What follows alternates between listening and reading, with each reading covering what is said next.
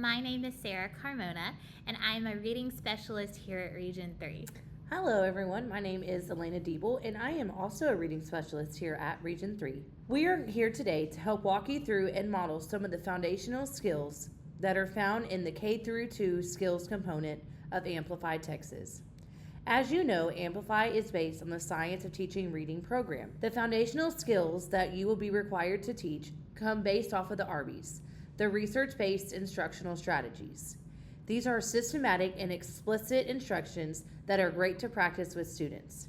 Today, we are going to show you how we would model some of these systematic and explicit instructions and what they look like. In kindergarten, starting in Unit 3, and first grade, skills warm-ups almost always consist of oral blending, oral segmenting, and teacher training. Today, we are going to model what those look like and explain the differences between them and why each one is important. Both blending and segmenting are both very important when it comes to reading and writing foundations. To read or to decode a word, the reader must determine a letter's individual sound or phoneme and blend these sounds together in order to read a word. This is where the oral blending comes into play. Blending individual phonemes together is a skill that children learn through modeling, guidance, and practice. It is one of the easier skills between the two, between blending and segmenting. It's one of the easier ones, and so we often begin introducing them with the blending of 2 to 3 phonemes first. Today we're going to show how this is modeled using a first grade Skills 1 lesson. If you are looking along with us, it's your first grade Skills 1 Lesson 3. It will be on page 44. So we're going to demonstrate the blending. Boys and girls, did you know that every word you read and every word you say is made up of sounds? Let's practice blending some of those together. Watch me. At. Your turn. At. Great job. Let's try this word. Ready? Ass. Try it with me. Ass. Good job. Let's try this word. Ash. Ready? Ash. Let's try one more that has 2 sounds. Odd. Odd. Very good. Now listen carefully with your listening ears. I'm going to give you a harder one. Are you ready? Up.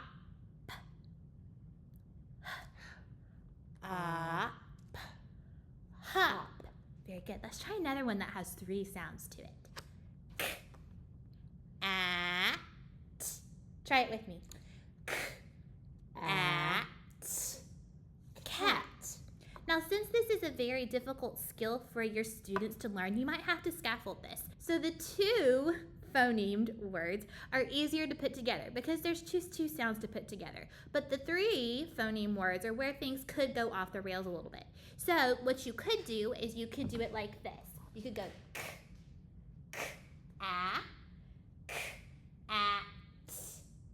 cat to make it more of like a scaffold pyramid type model. Now that is the way that I blended words together when I taught. Now that is not the way Amplify would ask you to do it. If you're looking at your gray sidebars, you're looking over on the side on page 44. For blending, what it wants you to do is this. At. So let's try a couple of those together as if we were using the Amplify model. Let's try this word. Okay. Ass. Ready? Try it with me. Ass. Let's try a couple more. Ash. Try it with me. Ash. Very good. Now let's try one that has 3 sounds to it. Listen carefully. Up. Hop. Ready? Up. Hop. Very good. So that is blending. The blending is where you hear the phonemes and then you blend them together to make the word. Now, the segmenting comes afterwards because the segmenting is one of the harder skills of the two. To spell a word, you must break the word down into its individual sounds and then determine the letter that is associated with the sound. This is where oral segmenting comes into play. With teaching children how to segment, begin by modeling how words are made up of individual sounds and that these sounds can be broken apart. As mentioned with the blending, we start using simple words with 2 to 3 sounds just to get started. So we're on that same lesson. This is right after the oral blending segment. We're moving on to the oral segmenting. And the difference is going to sound like this. All right, can you say this word with me? At. At. Grab the word at. At. Let's count the sounds we hear in at. Ready? At. How many sounds did you hear in at? 2. Let's try this word. As. As. As. How many sounds? 2. Okay, let's try this word. Ash. Ash. Ash. Ash. Sounds? 2. 2. Okay, let's try this word. Odd. Grab the word odd. Odd. Ready?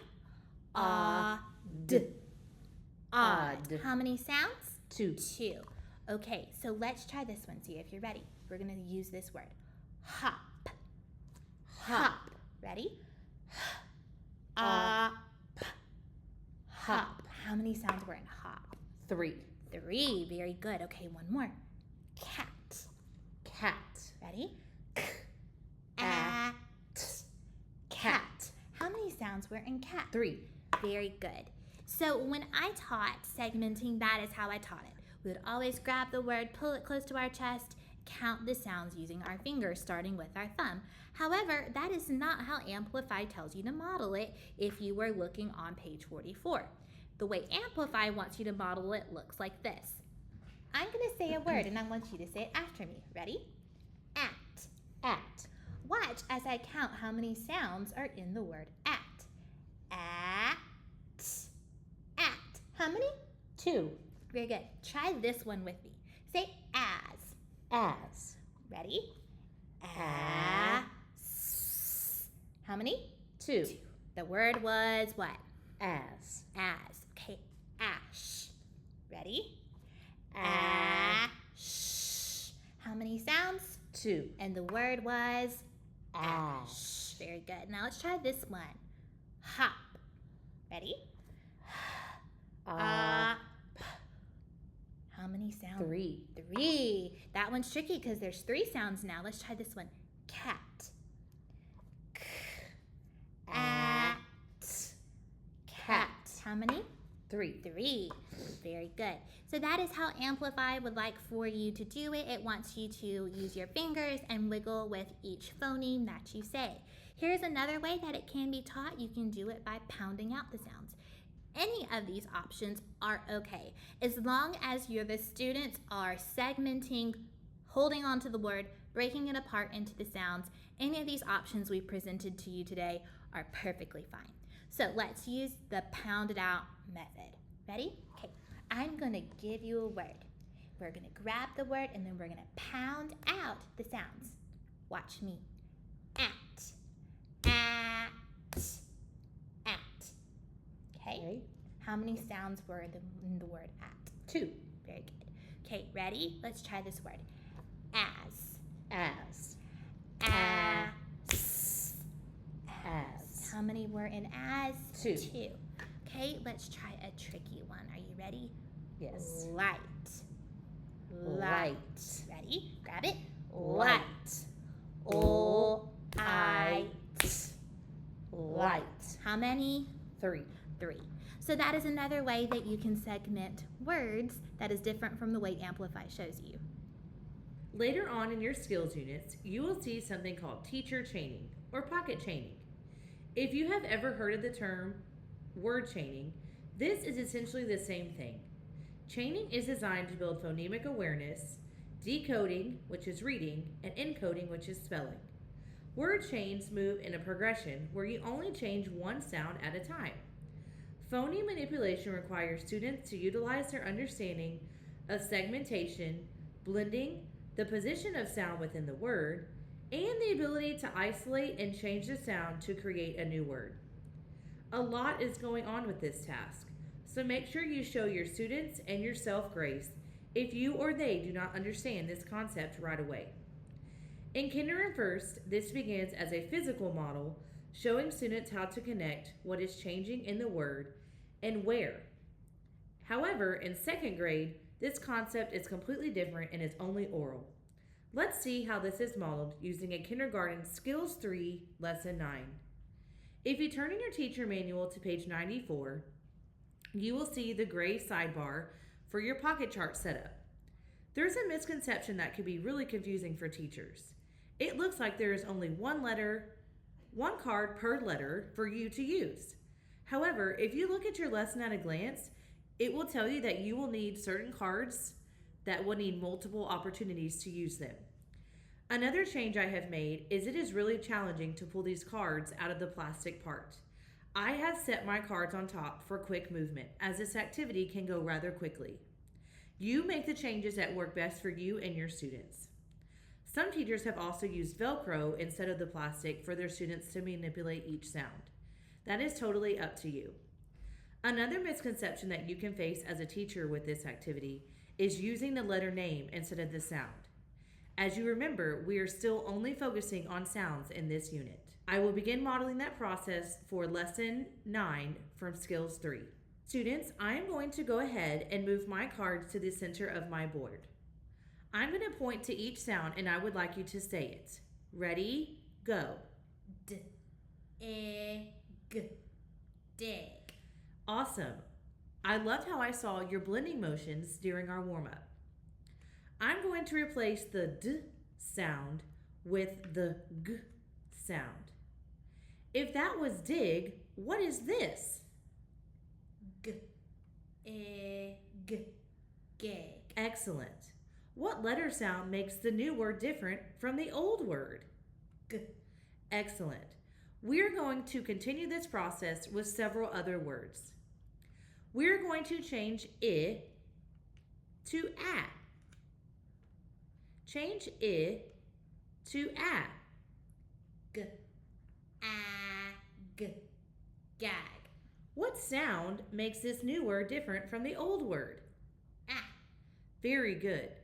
That time I told you the sound I changed, but I'm going to start challenging you. I will not tell you the sound I will change. You will have to figure that out. Let's take a look at this next sound that I move. What sound makes the new word different from the old word? T. Excellent. Let's blend it to double check. T, a, g, tag. Very good. Let's take away our G sound and add this sound. T, a, d, tag. What new sound makes the word different from the old word? D. Excellent. Let's take away our T and put this sound. Ad, mad. What new sound makes the new word different from the old sound? Let's take away our and put this sound. What new sound makes the new word different from the old word? D, Let's blend it to check. d, ad, dad. Excellent. As remember, guys, we want to start at the green star and end at the red dot. Okay? Let's do a few more. Let's take away our vowel sound, ah, and replace it with this sound. What new sound makes the new word different from the old word? I, Let's remember we're going to start at the star. Ready? d, I, d, did. One more. Let's take away our d sound and replace it with this sound. What new sound makes the new word different from the old sound? Excellent. Let's blend to check. D, I, dim. Very good. Let's put back our d and our And we are going to replace it with this sound. We took away 2 sounds and just replaced 1 sound. What sound did we replace? Excellent. Let's blend to check. Let's take away our I and let's add this sound. What new sound makes the new word different than the old word? Excellent. We changed I to a, and now let's see what our new word is. This time I'm going to change it up a little bit and I'm going to add a sound. What sound did I add to make a new word? Let's blend to check. We now have a word with 3 phonemes. Let's take away the sound k and add this sound. What new sound makes the new word different than the old word? Let's check it to make sure. Okay, now I'm going to take away the final sound, which is at the end, and replace it with a new sound. What new sound makes my word different than the old sound? Remember, we're going to start at the green star. Ready? Mad. This time, I'm going to take away the beginning sound and replace it with a new sound. What new sound makes our word different than the old sound? Remember, start at the green star and end at the red dot. Ready? Dad. Now we're going to change the medial or the middle sound and replace it with a new sound. What new sound did I add to make a different word? It. Very good. And if you remember, it is a vowel. Let's start at the green star. Ready? Blend. Did. Now we're going to take away the final sound or the ending sound and replace it with a new sound. What new sound did we add to make a different word? Excellent. Let's start at the beginning. Dig. And finally, we're going to take away that medial or that middle sound and replace it with a new vowel sound. What new sound did we make to make a different word? Now remember, let's start at the green star. Ready? Dog. Excellent.